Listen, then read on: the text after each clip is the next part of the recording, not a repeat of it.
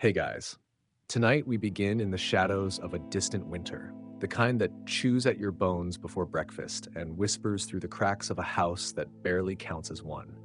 We're not just visiting the past, we're being dropped into it, cold and confused, in a world where warmth is rare and survival is not guaranteed. And if you think your Wi Fi going out during a snowstorm is a crisis, wait until your only source of heat is a smoky hole in the floor and a prayer to a saint you forgot the name of. You might not make it out alive. So, before you get comfortable, take a moment to like the video and subscribe, but only if you genuinely enjoy what I do here. And let me know in the comments where you're tuning in from and what time it is for you. It's always fascinating to see who's joining us from around the world. Now, dim the lights, maybe turn on a fan for that soft background hum, and let's ease into tonight's journey together. It starts quietly. You blink your eyes open to the kind of stillness that only snow can deliver, a suffocating silence, thick as wool and colder than regret. Outside, a white hush coats the countryside, hiding the brutality beneath a soft, deceptive layer of calm. But you feel it, the cold. It's in your nose, your fingertips, your lungs. It greets you before the daylight does. Welcome to winter in medieval Europe. Population, freezing. The countryside stretches out before you, all brittle branches and frostbitten fields. The trees, skeletal and shivering, stand guard over fields long since stripped of anything edible. The wind whips through the thatch of your roof like a thief testing your walls for weakness. And spoiler alert, it's not going to have to try very hard. You sit up, or try to. The blanket around you is fused into a crusty, slightly damp shroud of regret. It smells like goat. Not in a nostalgic way, but in a someone let a goat die in the fireplace kind of way. Your breath fogs the air, mingling with the smoky residue left from last night's feeble fire. You pull the blanket tighter, even though it hasn't actually provided warmth since the last plague year. Still, it's tradition, and outside, it waits. Winter, not the romantic snow globe kind. This is the kind that breaks you, that turns the earth into a stone coffin and your limbs into complaints. A season not of holidays and peppermint, but of hunger, frostbite, and emotional breakdowns held together by woolen rags and bitter hope. Back then, winter wasn't just a weather forecast, it was a threat. And for you, it starts the moment the sun finally peeks over the horizon, weak and disinterested, casting light but not warmth. You don't even get bird song. Even the birds have checked out. The year is 1347. You're a peasant. You're a peasant, which is like being a regular person, but with less money and more pneumonia. You live in a wooden shack that somehow manages to feel colder on the inside. Central heating hasn't been invented. Insulation is a concept reserved for royal castles and maybe the inside of well-fed pigs. Your walls are made of wattle and daub, a medieval term meaning we threw mud at sticks and hoped for the best. The floor? Dirt. Just dirt. In the summer, it's dusty. In the winter, it holds water like a sponge of despair. Sometimes when it snows, you get indoor puddles. Technically, it's a feature. Medieval underfloor cooling. You'd laugh, but your jaw's frozen. You try not to think about the months ahead, because this is just the beginning. The snow hasn't even started piling yet. The rivers are still pretending they won't freeze, but you know better. Soon, everything will be locked under a sheet of ice, and the real game begins. How not to die until spring. You're not the only one playing. Your neighbors are already pacing the line between cozy and corpse. The livestock, bless their shivering souls, huddle in the barn, emitting little clouds of breath and contemplating reincarnation. Everyone's got that 1,000-yard stare, the one that says, I haven't felt my toes in a week and I'm starting to miss them. The worst part, this isn't even unusual. This is just how winter works, and every single year you pretend to be surprised. There was a time when winter was manageable, predictable even. You planted your barley, you harvested your barley, and then you hibernated politely until it stopped snowing. The cycle had a rhythm, like medieval jazz. A little rustic, a little dangerous, but at least it had a beat. But then something shifted, a subtle, almost sneaky betrayal by the climate itself. Enter the Little Ice Age. Not a marketing term, but it could be. It began creeping in around the 14th century, uninvited and wildly inconvenient. Nobody threw a welcome party, no one hung up a sign, but everyone eventually noticed. The winters got longer, colder, meaner. It was like nature suddenly subscribed to the philosophy of, let's see what happens if we just make everything worse. You probably didn't call it the Little Ice Age at the time. You called it something more medieval, like, why is my cow frozen to the barn wall, or God has surely abandoned us. But the scientists of later centuries would give it a name, study its sunspots, its volcanic triggers, its ocean currents. Meanwhile, you're just trying not to freeze your face off while squatting over a wooden bucket you call a toilet. The exact causes? Still debated. Maybe volcanoes, maybe sun cycles, maybe Earth was just in a mood. But the effects? Very real. Crops failed more often. Livestock perished in droves. Rivers froze over and refused to thaw until you started questioning if they were ever water to begin with. Entire villages relocated or vanished. It was less Game of Thrones and more game of please stop snowing. One infamous winter, the Great Frost of 1709. Sure, that was centuries after your current miserable existence, but it became a cautionary tale for generations. In London, the Thames turned into an ice rink, a party zone where people sold beer, grilled meat, and probably frostbit their toes clean off. Fun times if you could still feel your fingers. Elsewhere, people died in droves, wrapped in their last good blanket and the firm belief that this time spring might actually forget to show up. And here's the ironic cherry on this frozen Sunday. Not everyone hated it. A few oddballs found inspiration in the frigid stillness. One of them? A young Isaac Newton. Yep, that Newton. Gravity guy. When Cambridge shut down due to plague and chill, Newton retreated to his family farm, stared into the smoky abyss of the hearth, and casually invented calculus. Because apparently cold toes is genius, but you're not Newton, you're you. And this is not a vacation. It's a battle against a seasonal bully who never learned subtlety. And the worst part is, it will keep coming back, year after year.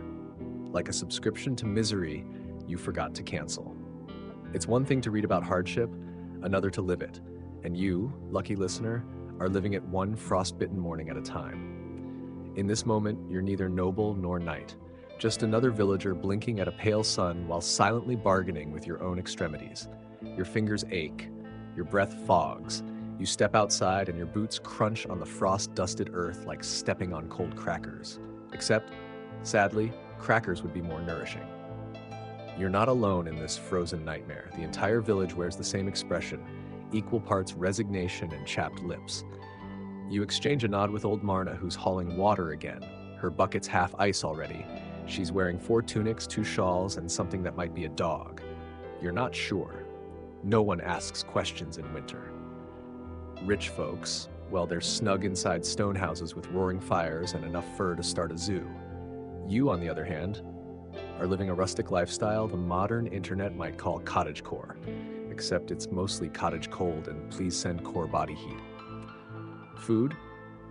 Let's not. What you had for breakfast wouldn't fill a squirrel, a scrap of rye bread hardened to the consistency of guilt and something that once dreamed of being stew. You chew slowly, partly to savor it, mostly because your jaw's half frozen.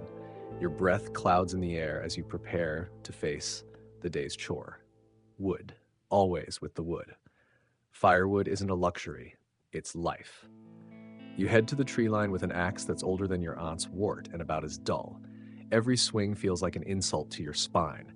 Every splinter you gather is a tiny defiant act against death by frost. The barn looms nearby, creaky and reluctant to be useful. The animals inside are suffering their own private dramas. Cows that look like frozen statues. Chickens refusing to lay out of sheer spite. A goat that keeps staring at you like it knows something you don't. You pause to cough. Not because you're sick, although give it time, but because the air itself is cruel. So dry, so sharp, you'd swear it carries personal grudges. Your fingers crack at the knuckles. Your nose runs in a way that could be a metaphor for fleeing the situation. By midday, the sun makes a brave but brief appearance. It does nothing. You squint at it like a bitter ex. Then you think of your children. Their tiny faces, red from the cold, noses crusted, eyes hopeful. They don't know the fear you feel. Not really. You smile at them anyway, and go back to chopping. Because no matter how hard winter hits, your family needs heat, needs food, needs you. You weren't given armor, but you were given a reason to keep swinging. There's a moment, brief, fleeting, when the night sky is clear and filled with stars. You look up just for a second because your neck's too stiff to admire anything longer than that. And in that moment, you remember how beautiful the world can be. It's easy to forget when most of your days are spent counting icicles and hoping you don't become one. But then your toes scream and you remember where you are. Not in a painting, not in a poem, just outside your wooden shack, trying to make sure your family doesn't become an unfortunate local legend. Because winter doesn't pause for your awe. The cold deepens as the day ends. Sunset comes early, like a disappointed guest who didn't even wait for dinner. By 4 o'clock, it's already night, and not just dim your lights night. It's where did the sun go and why does it hate me night. Inside, the hearth is lit. Lit is generous. It's a smoldering pile of whatever you could find. Twigs, damp bark, a suspiciously flammable shoe. The smoke curls up, refusing to exit through the designated hole in the roof, preferring instead to fill the room and your lungs. Medieval air freshener, if you will. Your family gathers around it like moths. Small hands outstretched, eyes reflecting the flames, everyone pretending it's warmer than it is. You tell stories, not because you're a bard, but because it's cheaper than entertainment and it distracts from the lack of dinner.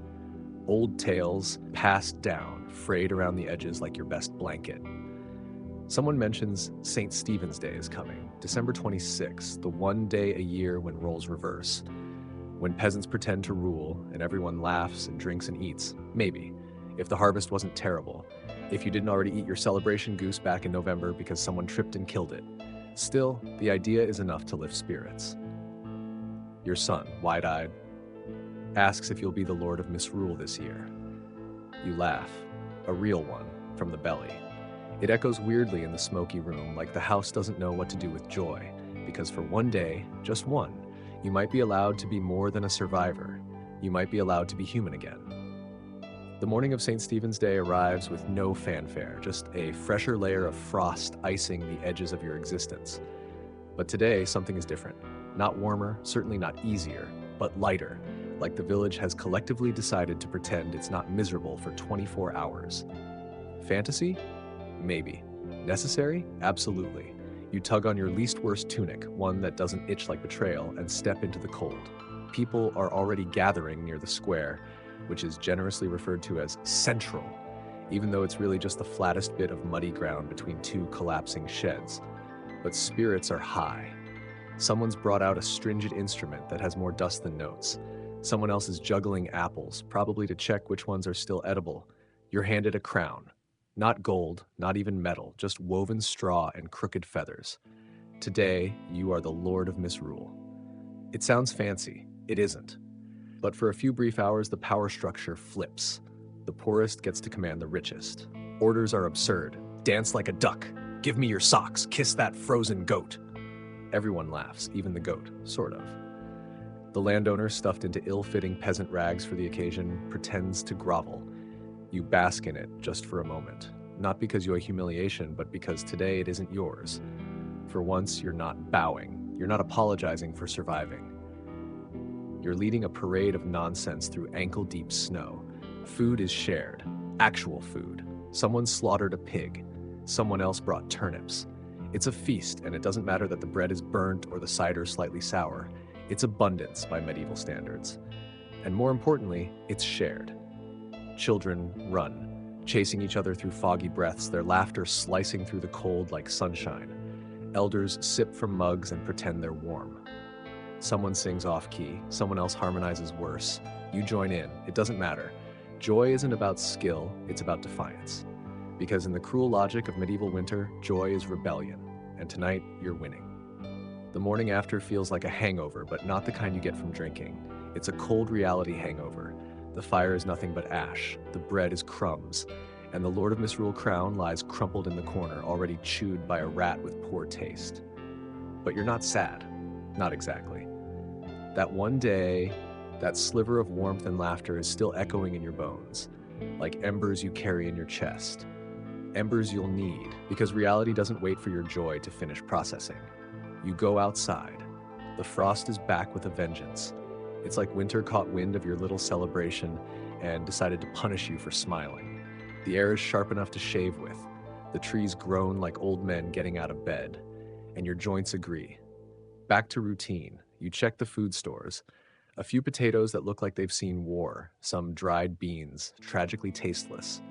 The salted meat is gone, but you pretend you didn't notice. Maybe the dog ate it, maybe you did. Honestly, hard to tell anymore. The chores return like taxes. Ice needs breaking, wood needs splitting, water needs hauling again and again and again. But something is different. Not outside, inside, in you. Because now you remember what it felt like to laugh, to feast, to wear a ridiculous crown and make someone kiss a goat. You remember what it felt like to live, not just survive. And in the brutality of winter, that memory is everything. January doesn't knock. It barges in, soaked and shivering, like a drunk uncle who lost his coat and wants to borrow yours. The joy of St. Stephen's Day is now a distant spark in the rearview mirror of your frostbitten memory. Hope is a stubborn weed, but even that weed is starting to wilt. The snow is relentless now. It doesn't fall so much as settle in, unpacking its icy bags like it's moving into your life permanently. Paths vanish, roads disappear. You know your village like the back of your hand, but right now it might as well be another planet, one made entirely of freezing fog and misplaced chickens. You slip trying to fetch water from the stream, which is now a frozen snake hiding beneath layers of deceptive slush. The bucket cracks, your pride cracks with it, and somewhere in the trees you swear you hear a squirrel laughing. You'd flip it off, but your fingers don't bend that way anymore. The hunger grows louder. Not just a feeling now, but a sound, a low, persistent growl that echoes through your gut like thunder in a cave. Everyone in the household hears it. No one talks about it. Talking makes you burn calories, so you ration harder. A spoonful of porridge, watery and apologetic, a slice of bread so stale you consider filing it as a weapon. You give the bigger portion to your youngest. They need it more. And you've gotten good at chewing regret. Neighbors stop visiting. Not because they're unfriendly, but because travel is treacherous, and they're too tired to socialize through several layers of wool. Messages are relayed through shouted windows. Still alive? Barely. Same. It's like a dystopian group chat with no emojis. Inside your home, time does strange things. Days blend into nights. You count the hours by candle drips and the position of icicles. Your oldest child starts carving shapes into the table. Figures of animals, people, suns. You say nothing. It gives them something to do. It gives them something to imagine. And every night, the fire is harder to start. The wood is damp. The kindling's gone. You resort to burning bits of old furniture. You hesitate over the last chair. It's crooked, wobbly, but still a chair. Still furniture. Still dignity. You put it back. Not yet. Not yet. Instead, you tell another story. This one about a traveler who tricked winter into sleeping for 100 years. Your kids hang on every word, not because they believe it, but because they want to. And honestly, so do you. The wind finds a new frequency tonight. Less howling wolf, more whimpering ghost. It whistles through cracks in your walls like it's trying to join the conversation. Except you're not in the mood. You're never in the mood. But winter doesn't ask for moods. It imposes them. You wrap your feet in rags, not clean ones, not warm ones, just the ones that haven't frozen to the floor yet. Your oldest tries to light the fire, fails, and looks at you with eyes too tired to be disappointed. You take over. Your hands are cracked, bleeding in spots. The flint stings like betrayal. Finally, a spark. Small, angry, but it holds. A fire is born again, and everyone exhales like it's a miracle, which honestly it kind of is. You stare into the flames. They dance like they know secrets. You used to believe in those secrets. Now they mostly remind you that heat is temporary and everything burns if you're desperate enough. Supplies are low. The last of the lard is gone. The salted fish smells suspicious, but you eat it anyway. Your spouse suggests boiling boots next week. Half a joke, mostly a plan. Hunger makes comedians of us all. You step outside to check on the animals, or what's left of them. The cow is gone, sold, bartered, or just didn't wake up one morning. The chickens are suspiciously quiet.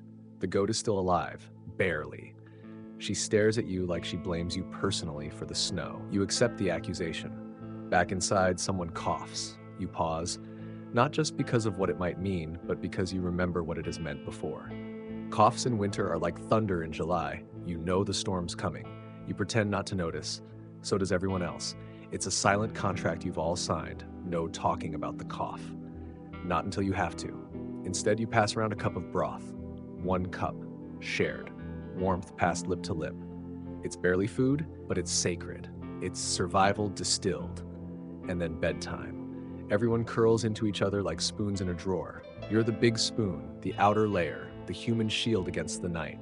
You shiver so they don't have to. You whisper goodnight, not because they're asleep yet, but because it reminds them they will be. Outside, the stars mock you with their clarity. The moon is bright, the kind of bright that would be beautiful if it didn't mean colder temperatures. You turn away. Tomorrow will be worse, but tonight, you made it. Some mornings don't feel like mornings.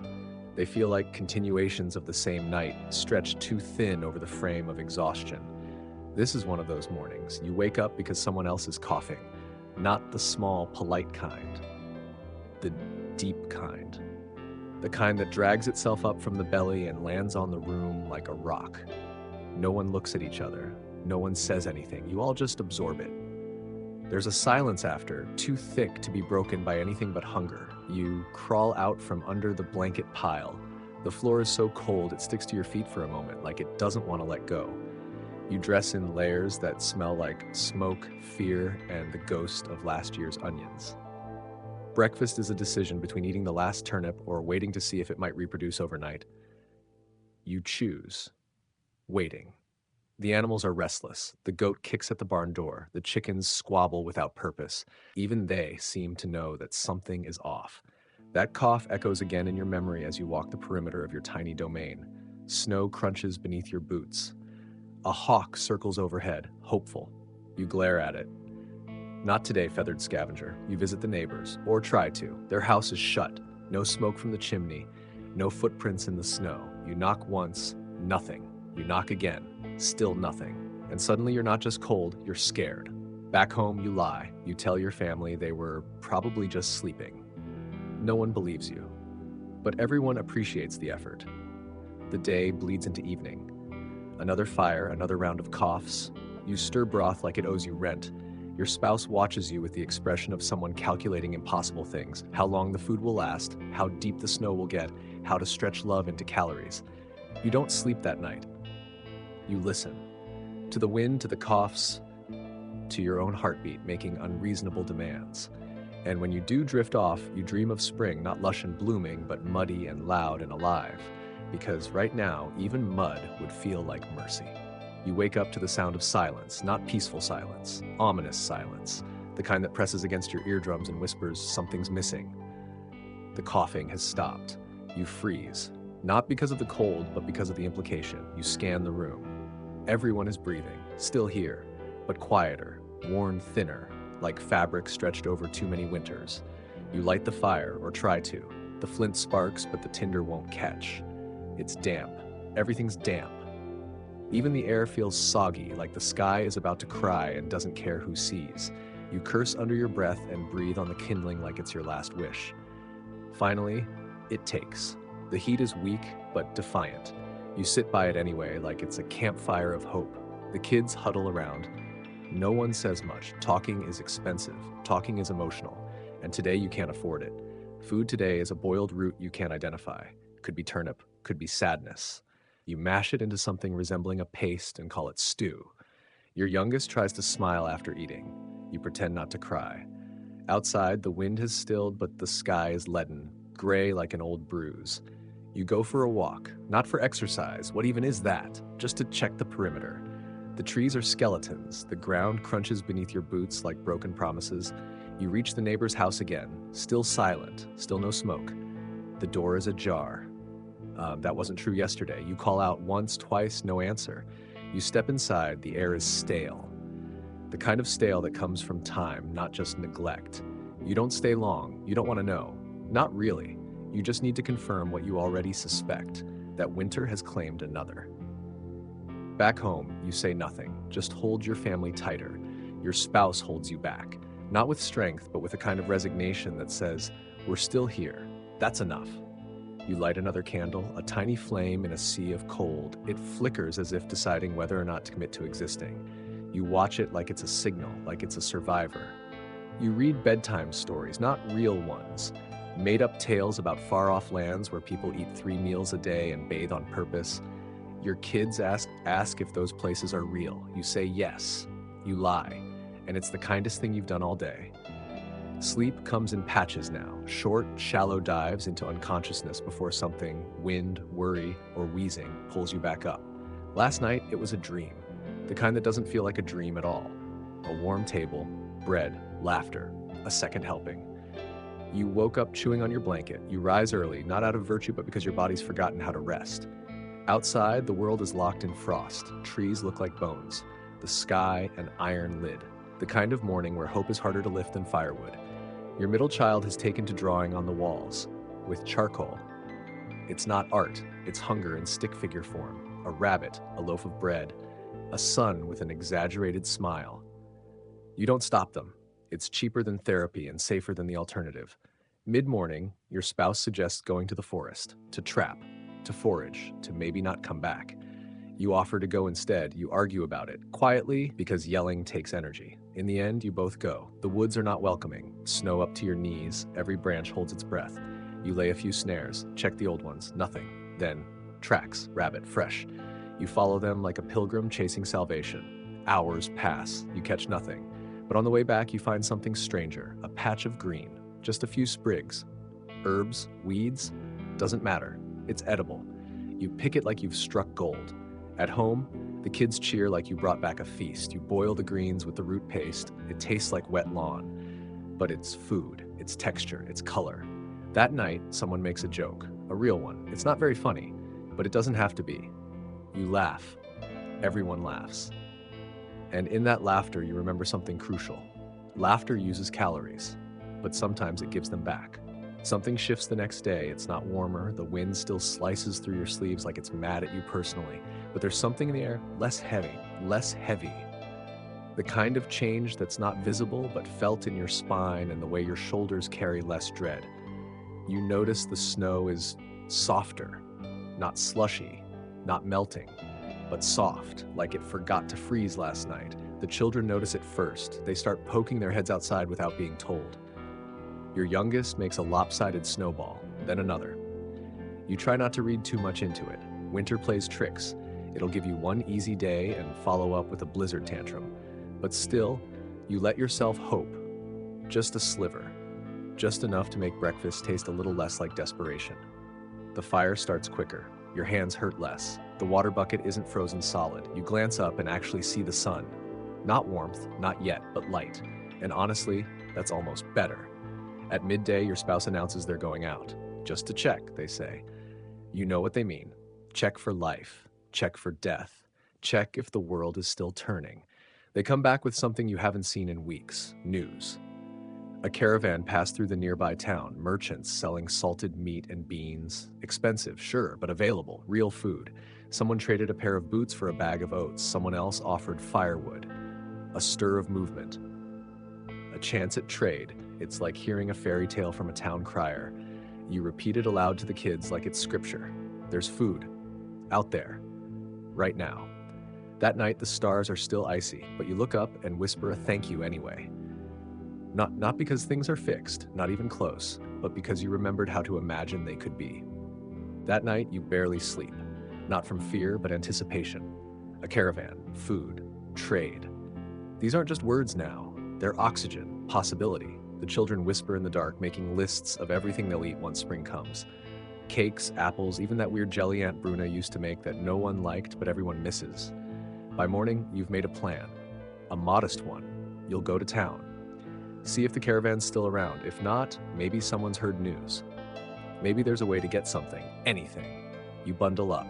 Every layer of wool and scrap of cloth you own wraps around you like a patchwork shell. You're not warm, but you're not freezing either. That counts as dressed. The road is half buried, snow crusted over tracks that might be cart wheels, or your imagination. You follow them anyway, boots crunching like brittle bones with every step. Halfway there, you meet someone. Old Jacob from 3 farms over. His beard is icicles. His eyes are hopeful. He's going too. Words spread. Others are making the same pilgrimage. It takes hours, maybe more. You don't feel time anymore, just the rhythm of movement and the thud of your heart saying, please, let there be something. And then you see it. Town. Not exactly bustling, but alive. Fires burning, people moving. A tent stands at the edge of the square, canvas flapping. Inside, The caravan, 3 carts, 2 donkeys, a woman yelling prices like a prophet with a ledger, salted pork, beans, onions, even apples, shriveled and tragic, but still apples. You trade your last wool scarf for oats. The knife your father gave you goes for a small sack of barley. It hurts, but hunger hurts more. Before you leave, you ask the merchant if she'll be back. Depends, she shrugs. If the roads don't freeze, if bandits don't take our beans, if the moon feels generous. It's the most honest maybe you've heard all winter. You walk home faster. Not because the load is light, it's not, but because your spirit is. You have food, real food, enough for a week, maybe 2. When the house comes into view, the children run out to meet you. You hold up the barley like a trophy, and for the first time in weeks, the fire you light that night is celebratory. The barley stretches farther than expected. A handful here, a pinch there. Your spouse becomes a barley alchemist. Stew, porridge, even something that resembles bread if you squint. The kids act like royalty, crunching crusts like they're made of sugar. You sleep better. Not great, but better. The cold still finds you at 3 a.m. like a nosy ghost, but your stomach doesn't growl anymore, just grumbles softly like it's reminiscing instead of begging. The village starts stirring too. Smoke rises from chimneys you hadn't seen alive in weeks. People start talking again. Not long conversations, just nods, grunts, a shared glance that says, "You still here?" "Me too." "Cool." One morning you even hear music, a flute or a pipe, played badly but bravely. It drifts through the crisp air like a dare. You smile. You hadn't done that in daylight for a while. Your spouse begins carving something out of old wood. A ladle? A spoon? You don't ask. They're focused. Intent. And that intent feels sacred, like planting a flag in a world that almost forgot you. Then, one afternoon, you spot the impossible. Water. Real, moving water. Not much, just a trickle along the stream bed, but it's there, liquid, reflecting sky instead of ice. You fall to your knees and stare like it's a holy relic. It kind of is. You tell the kids, they run out barefoot, screaming, slipping, laughing. You don't even stop them, not this time. Let their feet be cold. Let them feel it, because if the stream is moving again, so is life. The next morning, the snow is softer still. Not slush yet, but getting there. It sticks to boots instead of cracking beneath them. You step outside and the air doesn't stab. It nudges. Someone in the village claims to have seen a bird, a blue one. You haven't seen color in so long. The idea of blue sounds like fantasy. Still, the kids spend an hour skywatching as if heaven might send them a robin's egg as a sign. You don't mind. Let them hope. You walk to the stream again. It's grown, just a little, but you can hear it now, murmuring, trickling, saying things like, "Not yet, but soon." You check the traps in the forest. Nothing. But you find rabbit droppings, which is basically the same as a handwritten letter from Mother Nature that says, "Hang in there." At home, meals are stretching easier. You even plan ahead, tomorrow's soup, the next day's mash. You begin to act like the future exists again. That night, your spouse pulls out the sewing kit. What's left of it. They start patching holes, not because it's needed, but because it feels like control.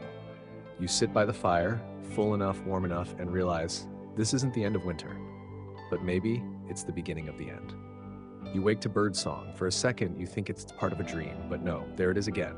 Sharp, clear, insistent, a real bird, not imaginary, not metaphorical, a tiny creature announcing unapologetically that winter doesn't get to have the final word.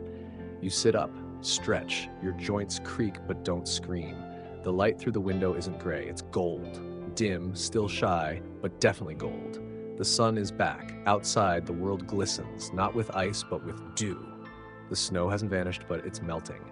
Receding, retreating like an army that overstayed its welcome. The stream is alive now, really alive. You hear frogs, you smell dirt. Wet, honest, hopeful dirt. You let the kids stay out longer today. They stomp puddles. They chase each other with sticks that might as well be swords. They fall, laugh, get up.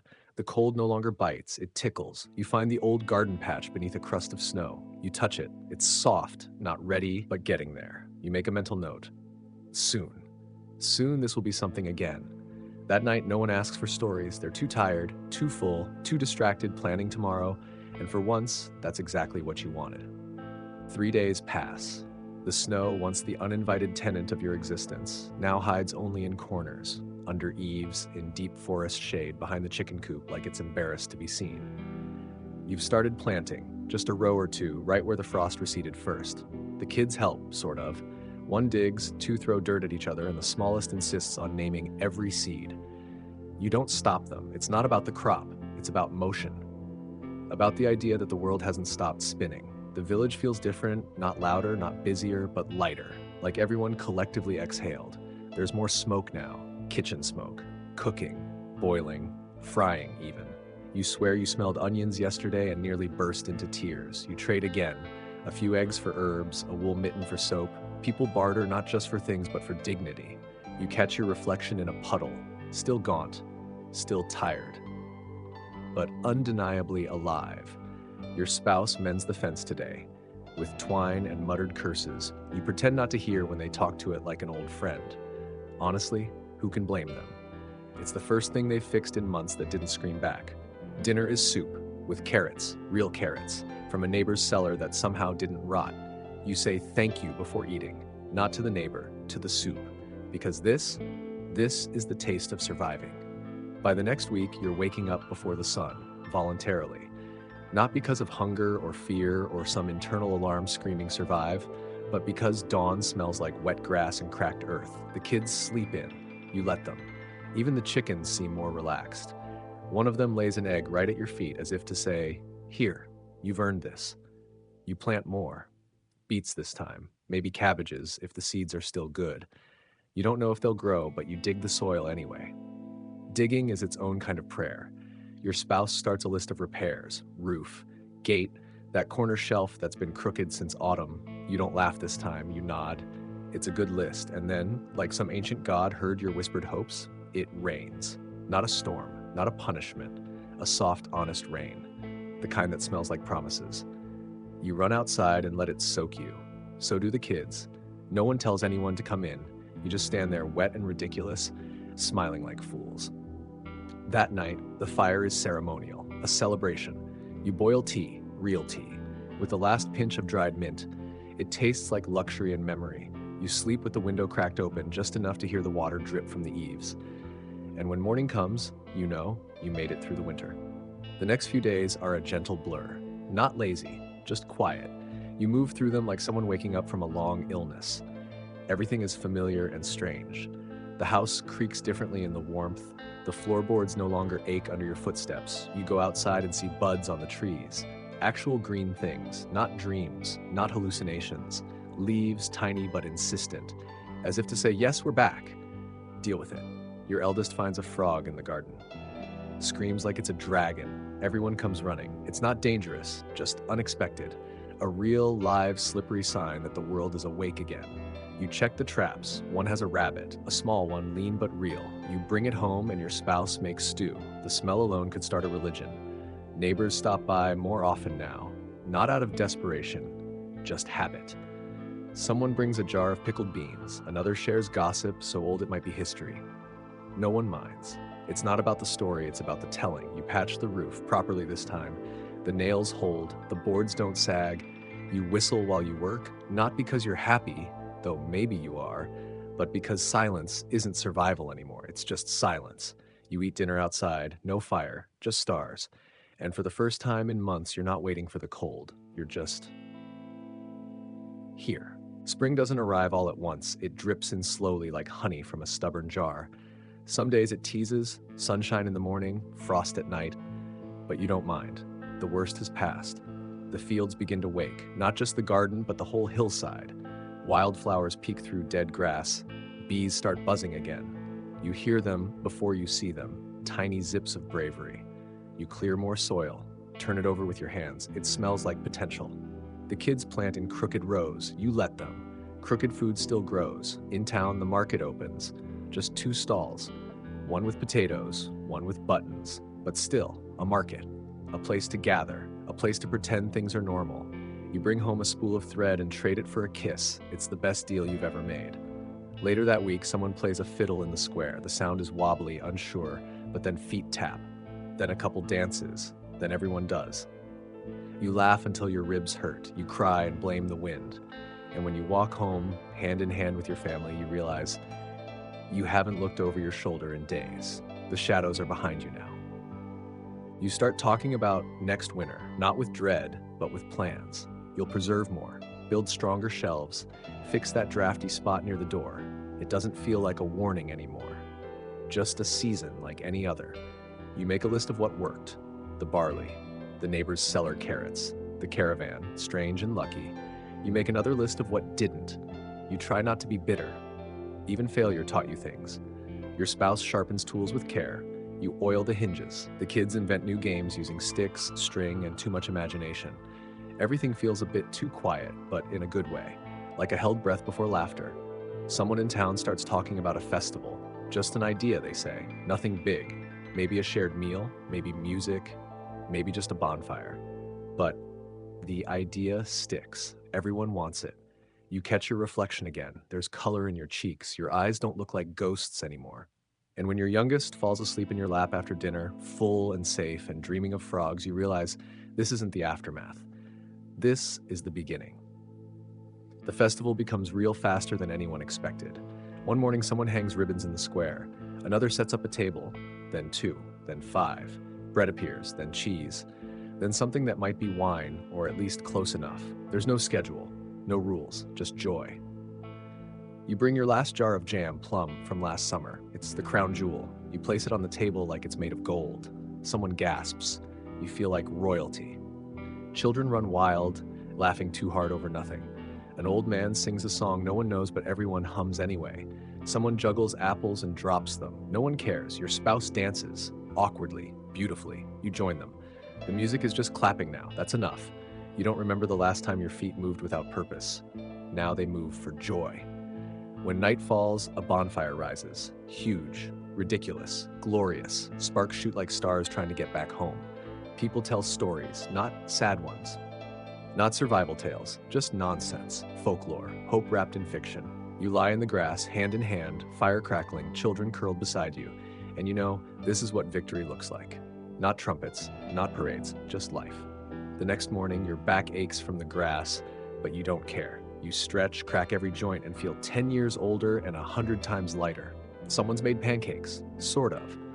Flat, lumpy things with berry smears. You eat them like royalty. The kids stuff their faces. You don't even wipe their chins. You help clean up. Tables, ribbons, the last bits of melted wax from candle stubs. No one asks, everyone just does. It's the easiest kind of teamwork. You walk past the garden and see shoots. Real, undeniable green. Crooked rows of hope. The kids mark them with sticks and wild guesses. Carrots, turnips, magic beans.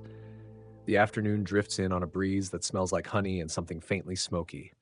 You spend it patching the barn door, not because you have to, because it's a good day to do something simple, something honest. Your spouse is humming, the same tune from the dance. They don't know they're doing it. You don't tell them. You sit together on the porch, legs touching, quiet, watching the sky stretch into soft lavender. And when the first star appears, you don't wish for anything. You already have it. You begin making jam again. It's early, sure. The berries aren't ready yet. But you clean the jars, line them up like loyal soldiers, and smile at their clinking. The kids help, sort of. Mostly they sneak spoonfuls of last year's remnants. Sticky fingers and sugar-high squeals fill the kitchen. You and your spouse plan the week. Firewood stacking, fence mending, pantry sorting. Chores, yes. But not survival. Just life. Regular, wonderful life. In the evening, you visit the neighbors. They've painted their door red, bright, bold. You compliment it. They beam. Someone offers tea. Someone else tells a story about a cow that fell in love with a goat. It doesn't make sense. It doesn't have to. You walk home by moonlight. The path is clear. The stars friendly. You hear an owl. A good omen, your spouse says. You agree, even if it's not true. At home, you tuck in the children. No blankets of fear. Just quilts. Just quiet. Before sleep, you whisper to yourself, we did it. And tomorrow, we get to do it again. The days stretch longer now. Mornings come earlier, scented with dew and birdsong. You open windows not to let out smoke, but to let in breeze. Fresh, green, full of possibilities. You go to town for salt and leave with cloth, honey, a story about someone's lost chicken, and a pie. You trade the pie for a hammer. No one keeps score anymore. That's the point. You pass the spot where the caravan once stood. There's no trace now. Just grass. But you nod at it anyway. A silent thank you to the strangers who brought hope in a sack of barley. The kids build a fort from scrap wood and wild ambition. They claim it's a castle. You don't argue. You bring them water like a royal servant. They knight you. You laugh so hard your ribs ache. Your spouse hangs herbs to dry. You sew a patch onto your coat, not out of need, but pride. You survived the worst, and now you're choosing how to mend. At sunset, you all sit on the hill. No one talks. No one needs to. You watch the stars arrive one by one like old friends coming back from a long journey, and you think, this is it, not the end, just the beginning of everything. So now the story settles. The stars still hang above that quiet hill, unchanged but softer somehow. The air carries no chill, only the scent of soil warming under a gentle night. And as the world hums quietly, you breathe slower, deeper, like the earth itself is rocking you to sleep. You don't need to hold on anymore. There's no fire to tend, no wolves to hear, no frost creeping beneath the door, just the hush of a night that asks nothing of you. The kind of night where time folds in, wraps around, and lets you rest. Outside, the garden sleeps beneath the soil. Inside, every breath from every room is calm. Even the house seems grateful to simply stand, to be still, to be warm. You've made it through. And not just barely, you've made it wholly, fully, with laughter in your ribs, with stories on your tongue, with jam in the cupboard. Let that thought settle like a quilt across your chest. You did it. And now, just sleep.